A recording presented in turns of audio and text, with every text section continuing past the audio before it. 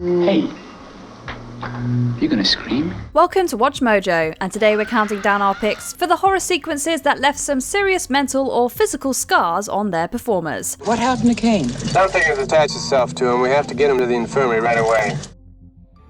Number 20, Bear Suit, Midsommar. Listen, you can't speak, you can't move, alright? Good.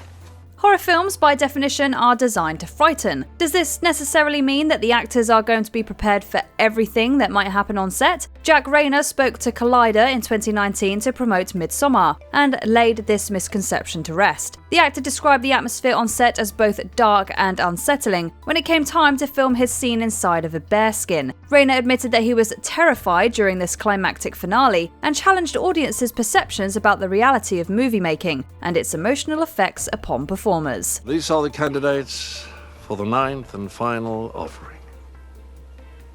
We patiently wait your verdict. Number 19, Roof Slide, Halloween 4, The Return of Michael Myers. I want you to get down to the chimney, Jamie. I can't! Well, try, damn it! Home video extras for famous movies can be very revealing when it comes to on-set mishaps. Ellie Cornell was interviewed in 2013 for a featurette documenting the making of Halloween 4. This somewhat underrated sequel featured a scene where Cornell's character of Rachel Carruthers has to slide down a roof alongside her foster sister Jamie Lloyd, played by Danielle Harris. Cornell revealed how she was unaware of how slippery the shingles were on this fake roof that was constructed for the scene. The actor ended up falling and cutting herself on an errant staple in the structure, a fall that necessitated quick thinking and quicker stitches. At the bottom of it, a little staple gun was sticking out, the staple.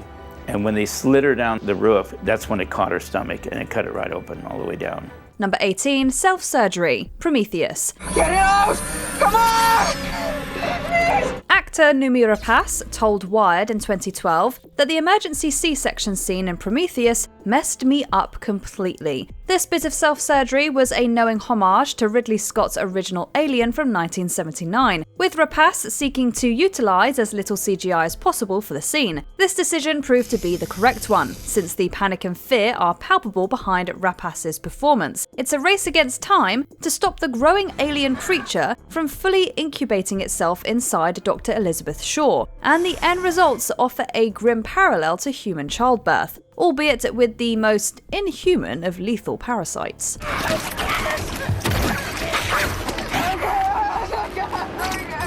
Number 17, Glass Fall, Incident in a Ghostland. Not mine.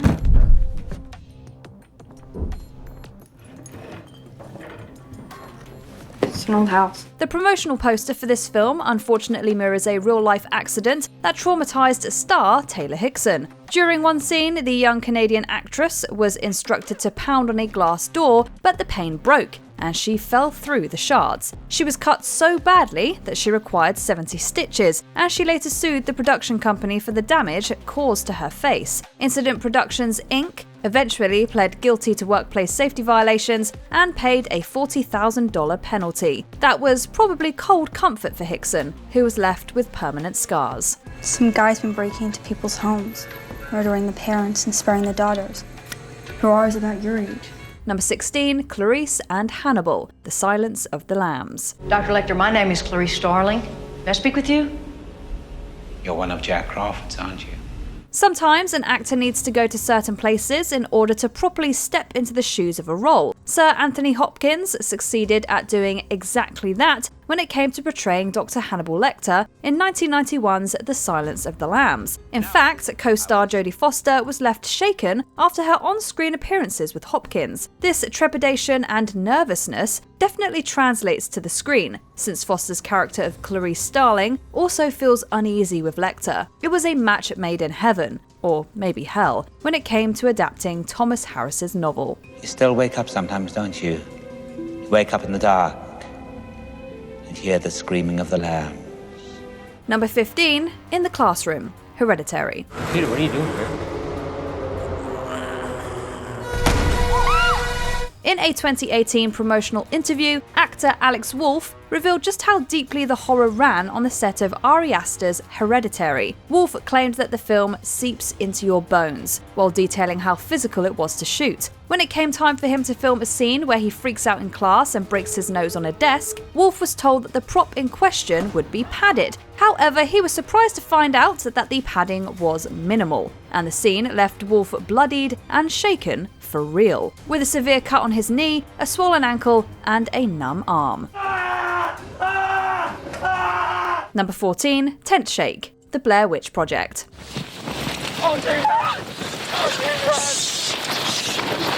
There were a lot of improvised moments in 1999's The Blair Witch Project, as well as a number of moments where the actors were legitimately caught off guard. Their reactions to being lost in the woods, for example, were genuine, as was the nighttime sequence of a tent attack. The lack of fully fleshed out shooting script meant that not all of the actors knew that the tent shake was coming, or that the sounds of children's voices would be played all around them during the scene. What audiences wound up seeing on screen as a result felt visceral, unpredictable, and, well, scary. Number 13, Lawnmower Attack, Maximum Overdrive.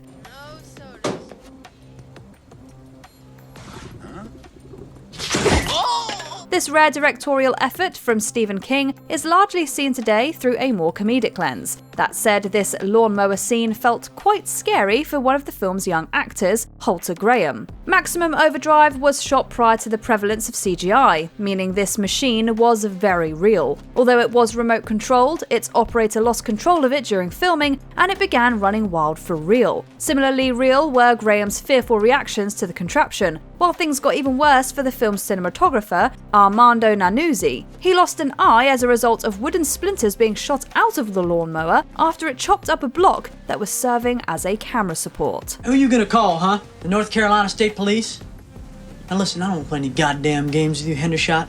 I just want to get the hell out of here. Number 12, Back Injuries, The Exorcist. You see me hit and you see me reach for my back. I screamed in horrendous pain. There were a number of injuries and surprises on the set of The Exorcist. Jason Miller, for example, wasn't acting when he received a face full of projectile-vomited pea soup. Meanwhile, both Ellen Burstyn and Linda Blair suffered back injuries while working on the film. The former was hurt by a cable held by a crew member who pulled her down to the floor too hard. Blair, for her part, was injured by an improperly secured bed harness. Her resulting screams during a possession sequence are therefore quite real, and the actor wound up developing scoliosis as a result of her ordeal. Mother? What's wrong with me? Number 11, Meeting Pennywise, It. Hi, Georgie. Aren't you going to say hello? Call us crazy, but we don't think the child actors in the 1990 adaptation of Stephen King's It needed to try very hard to act scared of Tim Curry's Pennywise. This dancing clown entered the nightmares of a certain generation almost immediately after It aired on television. The fright was also palpable with young actor Tony Dakota, who played Georgie in the film. Curry regaled audiences at 2017's Fan Expo about how Dakota actually broke character during a take of the scene, because he was so terrified of Pennywise's toothy and malevolent visage. And when you're down here with me, you float so! Number 10, Near Drowning, The Green Inferno. I can smell him. Oh my god, I can smell my friend being cooked. Eli Roth decided to pay homage to the Italian cannibal flicks he adored with 2013's The Green Inferno. Unfortunately, this film almost crossed the line into actual on-screen death. We're speaking specifically of a scene where lead Lorenza Izzo nearly drowned while attempting to escape her cannibal captors. Roth and Izzo had arranged a safe word should the actress be in any real danger. However, Roth told Yahoo in 2015 how the noise of the water prevented him from hearing Izzo's pleas, while the latter was clinging for dear life to a rock. What's even crazier is that some of the footage remains in the final cut of this scene. Be careful. Jungle's a dangerous place. Number 9, The Umbrella, Scream. We all got a little lamb. We all know that prop weapons are common in the movie business, but the word prop doesn't necessarily mean harmless. Skeet Ulrich and Melissa Barrera both found this out, albeit decades apart, during the filming of the 1996 and 2022 iterations of Scream. Barrera was nearly sliced by a real knife that was part of a set of both rubber and harder-edged versions. Ulrich, meanwhile, was accidentally stabbed with a prop umbrella with a retractable tip. The actors' reactions were left in the final cut too, as Neve Campbell jammed Ulrich with the umbrella in a section of his chest that was left unprotected by a safety vest. Stop it, Billy, would you, alright? I can't take anymore. I'm feeling a little woozy here. Number 8. Drac Attack, The Monster Squad. Actress Ashley Bank didn't require much coaxing in order to get a proper scream out of her during the filming of 1987's The Monster Squad. This cult classic featured a bevy of famous monsters, from a gross gill man and wicked werewolf to a very convincing Count Dracula. Bank starred in the film as a child actor, while Duncan Regehr's Dracula is fully menacing and ready to make an impression. Put those two together and you have a scene where Bank's required screams were reportedly achieved in a single take. Oh gosh. Number 7. Bat Scene, The Shining.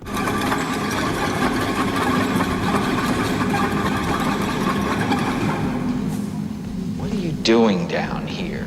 Director Stanley Kubrick became infamous for his terrible on-set behaviour during the filming of The Shining. True, the end results went on to become a horror classic, but this didn't incur without a cost. We're speaking specifically about star Shelley Duvall, and how Kubrick made her shoot the notorious bat sequence 127 times. This went far beyond perfectionism. It was instead designed to drive Duvall to near madness. Kubrick succeeded, and you can see it on screen with Duvall's wide-eyed stare and hoarse screams. It's a sequence where the audience, whether they liked it or not, became witnesses to abuse. You didn't let me finish my sentence. I said, I'm not gonna hurt you. I'm just gonna bash your brains in. Number 6. No More Showers, Psycho. And the, over there. The bathroom. Yeah. An interview with star Janet Leigh from a 1984 issue of Women's World magazine provided an interesting bit of insight into one of horror cinema's most iconic scenes. Leigh told the magazine that she basically quit showering altogether in the aftermath of Psycho, and instead stuck to baths. Leigh also mentioned how she allegedly received some disturbing attention from fans that took their psycho obsessions a bit too far. The actor stressed that if she absolutely had to shower, then she made sure that she was facing the door, with the shower curtains open. You know, just in case. I'll be in the office. Thank you, Mr. Bates. Norman Bates. Number 5. Chestburster, Alien. What's the matter? The food ain't that bad, baby. Here's a question. How does a director ensure that they're receiving the proper, visceral responses from their actors? Well, in the case of Ridley Scott and Alien, you just don't fill them in on what's going to happen next. Veronica Cartwright knew that something was going to happen when the xenomorph emerged from the chest of her co-star John Hurt. That said, Cartwright's frightened exclamations are very real, a gut reaction to the wild special effects that are occurring before her eyes. It's a bit of trivia that, once you know, makes the scene all the more intense. And there's a master where all 5 of us are like, and we're not acting. Number 4. Bird Attack, The Birds. Where are they heading? Somewhere inland. Santa Rosa? Maybe. Alfred Hitchcock was another famous and influential director with very specific ideas about what he wanted on screen and how far he would go to achieve those goals. Tippi Hedren's dream of working with Hitchcock turned into a nightmare on the set of The Birds. This 1963 classic featured an attack sequence in an attic that used real birds instead of fake mechanical substitutes. This was despite Hitch knowing full well about Hedren's real-life fear of the creatures. Hedren spent a week having frightened birds hurled at her by the crew members standing out of frame, and received plenty of cuts and bruises for her trouble. The ordeal was so exhausting, a doctor ordered her to take a week of bed rest afterwards. But on the other side, there is that dark side that was really awful. Number 3. Pool Skeletons, Poltergeist. The plot of this film involves a haunted house built on a Native American burial ground. But did the usage of real skeletons during a pool scene contribute to the franchise being cursed? Well, that depends upon how deeply you believe in the supernatural, but there's no denying that the performance of JoBeth Williams during this scene is frighteningly realistic. Surprisingly though, it wasn't until years later that Williams was informed that those decomposed remains in the pool were just that, real, actual, human skeletons. It makes the scene 100 times more terrifying in retrospect.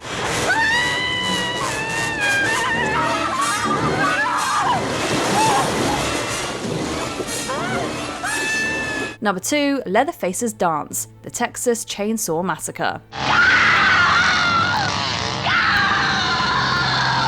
The background stories around the production of the Texas Chainsaw Massacre are legend at this point. From the heat and the smell to the stress of completing this mob-financed exploitation horror film, it seemed as if everything was stacked against director Tobe Hooper and crew. The film's climax sees Gunnar Hansen's Leatherface falling to the ground and suffering a nasty injury. The actor was wearing metal plate so as not to get cut once the chainsaw sliced into his leg. However, the speed of the machine turned that metal plate so hot that it gave Hansen a nasty burn. That scream you hear in Hooper's final cut, yeah, that's not fake.